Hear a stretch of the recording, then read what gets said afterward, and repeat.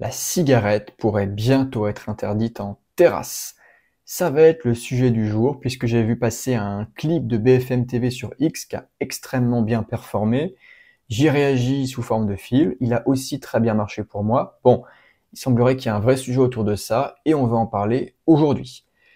Alors, la cigarette en terrasse, en fait, sous l'angle de la liberté, c'est très simple. On va revenir au droit de propriété. La mauvaise idée consiste à repartir de l'État, à être un utilitariste et à penser en pour-contre. Pour parce que c'est un moment social, c'est sympa, c'est ma liberté, machin machin. D'ailleurs, c'est ma liberté, ça ne veut rien dire. Hein. L'expression, quand les gens disent ça, ça ne veut rien dire. C'est souvent complètement confus. Bref, une définition absolument fausse de la liberté. Et puis les gens qui diront je suis contre, c'est des gens qui vont parler de la santé publique souvent, qui vont parler d'externalités négatives, de tabagisme passif, d'odeur, voilà. Des arguments santé et on va dire hygiène et odeur en gros. Puis les pour, c'est pour le côté social et sympa. Moi je ne fume pas, mais j'ai déjà fumé et j'entends bien tous les arguments, le côté sympa social, le côté contre par rapport à la santé, tabagisme passif. J'entends tous les arguments, pas de souci. Tout ce que je dis, c'est que le vecteur, enfin le prisme plutôt utilitariste, ne vous permettra jamais de revenir au droit de propriété et donc de trancher. Vous allez toujours faire s'opposer des arguments et chacun en fait pensera que ses arguments à lui sont meilleurs que ceux des autres et qu'il peut s'imposer dessus, donc sur l'autre, par le biais de l'État. Tous les utilitaristes souhaitent passer par l'État pour faire s'imposer sur les autres leurs propres préférences subjectives. C'est le drame. C'est le drame absolu, c'est qu'on estime que nos valorisations individuelles, donc notre valeur, hein, notre perception de la réalité et de ce qu'on valorise, on estime que c'est supérieur à celui des autres, tout simplement, et que, par conséquent, il faut qu'une loi passe, pour, contre, hein, ça dépend où est-ce que vous êtes, hein, mais pour que les autres se la ferment, quoi, hein, qui se la ferment et qui se plient à vos volontés. Moi, je suis pas trop là-dedans, je suis plus dans la souveraineté de l'individu, et donc des propriétaires, en l'occurrence, hein, puisque là, on parle d'établissement, on parle de bar, on parle de restaurant, on parle peut-être, je sais pas, de tout type de locaux qui auront des terrasses, ok. Donc il faut revenir à la propriété privée, hein, bien sûr, pour traiter de la question sous l'angle du droit et donc de la légitimité. Donc c'est très simple. Tout propriétaire devrait pouvoir définir les règles sur ce qui est autorisé ou non dans son établissement. Hein, c'est ce que je marque dans mon fil, intérieur plus extérieur, dont l'acte de fumer. C'est à lui de choisir. D'accord? La gestion des conflits sociaux et l'expression des choix ne trouvent une réponse claire qu'à travers les droits de propriété. Où suis-je? Qui décide ici? Quelles sont les règles? Et c'est pareil pour chaque établissement. Et nous observerons hein, sur le marché des récurrences, des tendances, des modèles dominants, des stratégies mixtes. Voilà, nous verrons bien. Aucune importance en fait. Tout ce qui compte, c'est que les propriétaires soient souverains chez eux, que liberté se fasse, c'est-à-dire que chacun puisse faire ce qu'il souhaite de ses propriétés. La propriété étant, ici donc des établissements avec des terrasses, mais plus généralement la propriété c'est simplement la matérialisation de notre liberté. Donc là, voilà, des biens tangibles sur lesquels nous avons un droit de décision. La liberté c'est toujours choisir, décider, et donc imposer des règles. Et donc les gens qui fréquentent le lieu les appliquent, sinon on peut les virer. Tout comme chez vous, on ne fait pas tout ce qu'on veut. Si je viens chez vous, je ne ferai pas tout ce que je veux. D'accord? Il n'y aura pas de contrat à me faire signer, je vais me comporter normalement, mais si jamais j'ai un comportement que vous estimez un petit peu inadéquat, une phrase, un geste, n'importe quoi, une attitude, vous me direz hop hop, Arthur, là, ça chez moi ça passe pas. Et en fait, ça s'applique partout, enfin ça devrait s'appliquer partout, l'État n'a strictement rien à voir, ou ne devrait, hein, voilà, c'est toujours du conditionnel, hein. Malheureusement c'est au conditionnel, ne devrait rien avoir avec les mœurs. Là on parle de mœurs, de coutumes, de choix individuels, de pratiques, l'acte de fumer en l'occurrence. L'État n'a rien à faire là-dedans, ingérence absolument illégitime. Et sur le marché, donc, on aurait tout simplement tout un tas d'établissements qui feraient tout un tas de choix, on fume pas, voilà. Il y aurait même des stratégies mixtes, hein, je l'ai dit, donc des solutions mixtes, mais comme ça existe déjà, hein, il y a déjà, donc là c'est plutôt en intérieur, et plein d'établissements qui mettent des espaces fumeurs, des bars ou des boîtes de nuit avec des espaces fumeurs, c'est extrêmement classique. Bon, bah voilà, là on parle de terrasse, hein, mais c'est juste pour faire un exemple plus global, juste pour dire que le marché s'adapte, les gens, enfin les propriétaires s'adaptent, toujours, toujours, c'est dans leur intérêt de s'adapter, toujours, c'est juste la base. Et donc, en face de ça, les gens s'adaptent, les gens choisiraient ce qui leur convient. Et donc, par rapport à ça, les propriétaires continueraient de s'adapter en continu. S'ils observent que les gens tendanciellement veulent de plus en plus des bars anti-tabac ou avec le moins possible de fumeurs, ok, ils vont se réadapter, ils vont s'arranger. Il y aura peut-être une terrasse à part derrière de fumeurs. La terrasse devant, c'est que pour les non-fumeurs. On verra. Nous verrons bien. Nous verrons bien. Tout ce qui compte, c'est la souveraineté individuelle, les droits de propriété. Revenez à l'individu souverain qui peut faire ce qu'il souhaite de ses propriétés. Si ce n'est pas le cas, alors il n'est plus souverain. Si ce n'est pas le cas, alors nous ne pouvons plus faire ce que nous souhaitons avec ce que nous avons. Et dans ce cas, c'est par définition et par conséquence notre vie qui est impactée. Là, on parle juste de la cigarette, hein. On peut dire que c'est pas grand-chose. Oui, mais tout est comme ça. Tout est comme ça. Pour ça qu'il faut toujours revenir au principe et pas au cas particulier, je pense que ceci, je pense que cela. Non, au principe de base, parce que tout, absolument tout est comme ça. De A jusqu'à Z, l'ingérence s'insinue partout. La doctrine libertarienne se base sur des principes qu'on déduit de la réalité et desquels ensuite on fait des déductions. C'est axiomatique et déductif la doctrine. Donc je m'y applique en permanence. C'est pour ça qu'il n'y a jamais de chiffres ici, qu'il n'y a jamais de data, de projections chiffrées, de modèles. Ça m'intéresse pas. C'est pas le sujet. Le sujet, c'est la souveraineté de chacun d'entre nous. Le sujet, c'est le respect absolu de l'altérité humaine, de celui qui vous fait face. C'est le seul sujet, hein. Vraiment, hein, c'est très important. Hein. Sinon, on ne comprend rien au libertarianisme.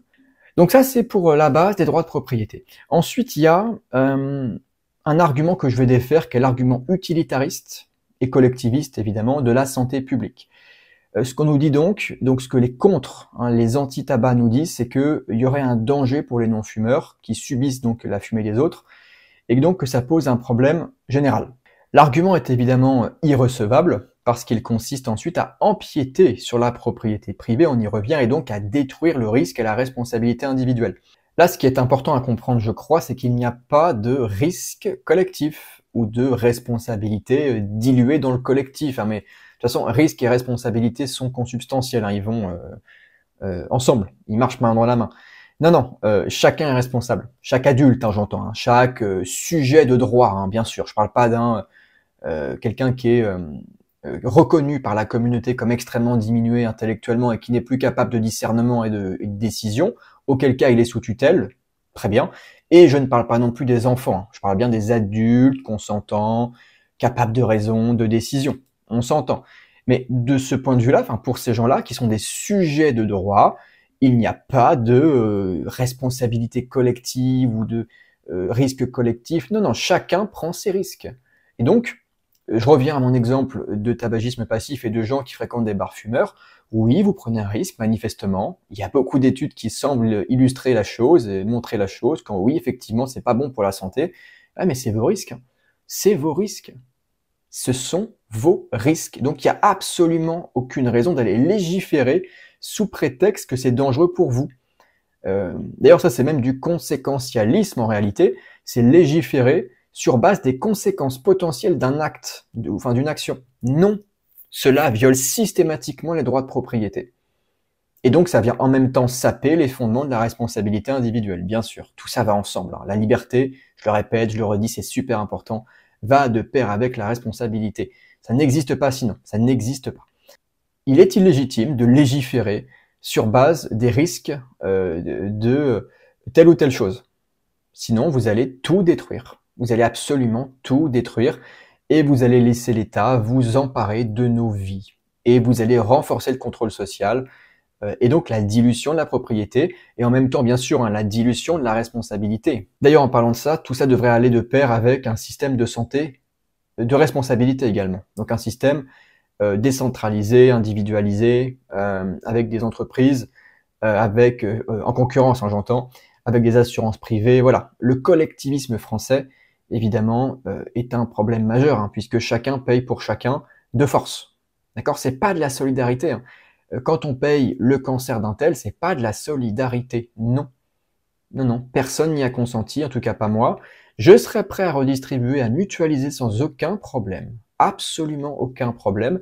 Mais peut-être pas pour ça. Peut-être que j'ai pas envie de payer pour ça, tiens. Pour les gens qui fument.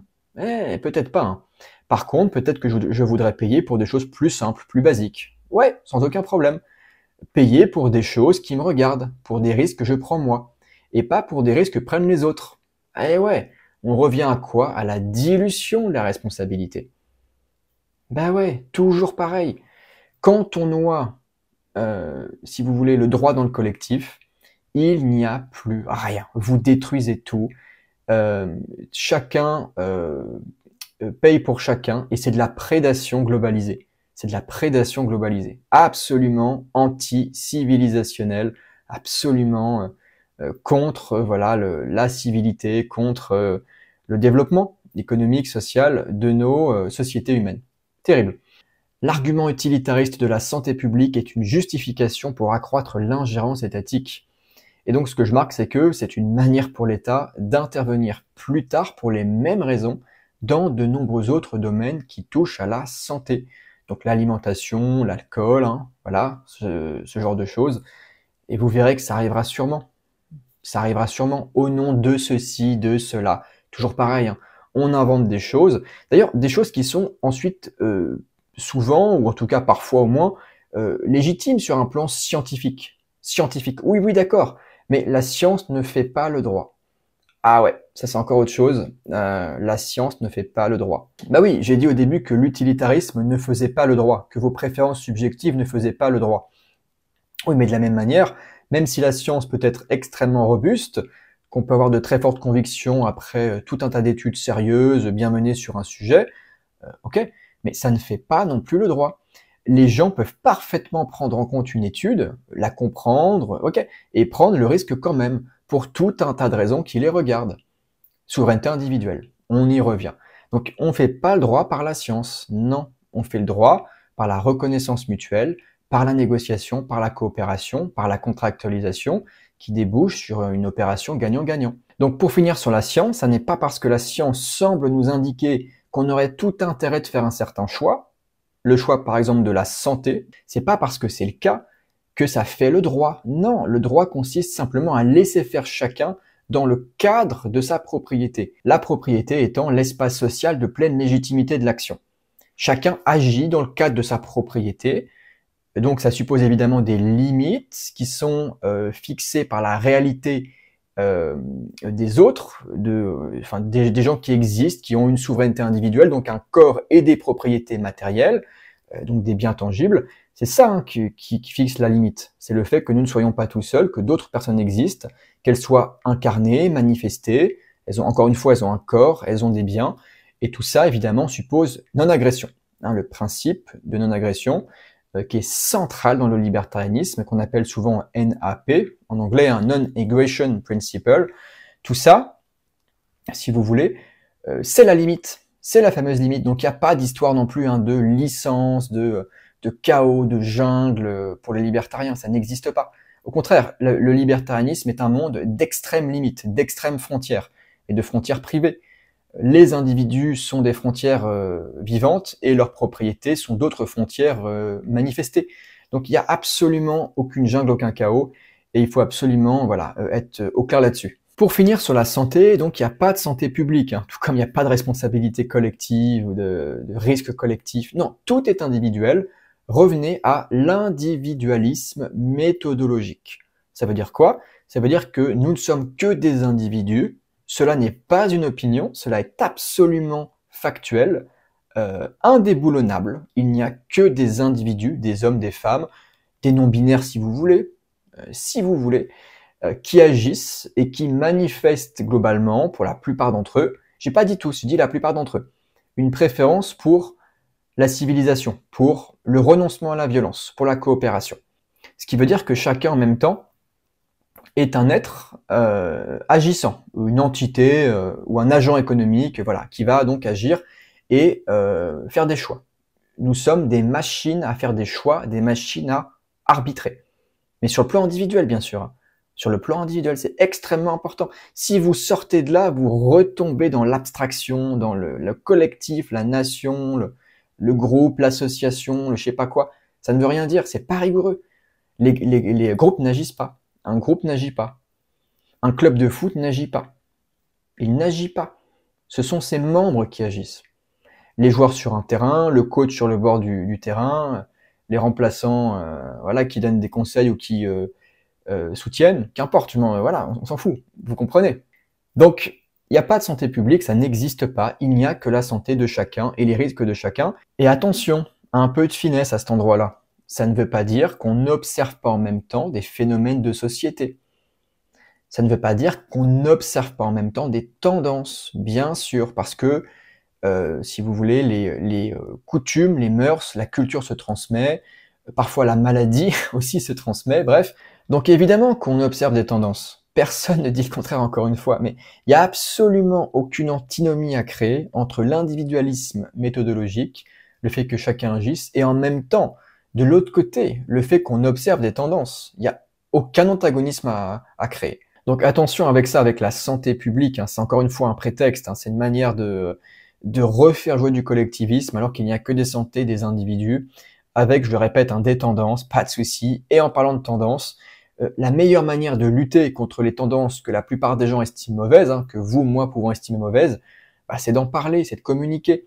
Nous changeons le monde, et je finis comme ça sur mon fil Twitter, X, nous changeons le monde par les idées, par la culture, par l'éducation. La transformation des esprits se fait par l'échange entre adultes en toute civilité. Voilà, donc même pour ça, il n'y a aucun souci, hein, tout est là, tout se passe par le droit et par la communication et par le renoncement à la violence, la préférence pour l'argumentation plutôt que pour la prédation. On va s'arrêter là pour la vidéo du jour, j'espère que ça vous aura plu, si c'est le cas, pouce vers le haut. Commentaire ouvert en cas de questions, voilà, enfin vous connaissez un petit peu, hein, abonnez-vous. Et puis surtout, abonnez-vous à mon Substack, un lien en description, si vous souhaitez accéder à mes vidéos grand format, des vidéos de société, d'économie, voilà, d'analyse, d'accord, sociale, qui vous permettront d'y voir beaucoup plus clair sur le monde qui vous entoure. Tout est en description. Et quant à moi, j'ai plus qu'à vous dire à la prochaine. Ciao!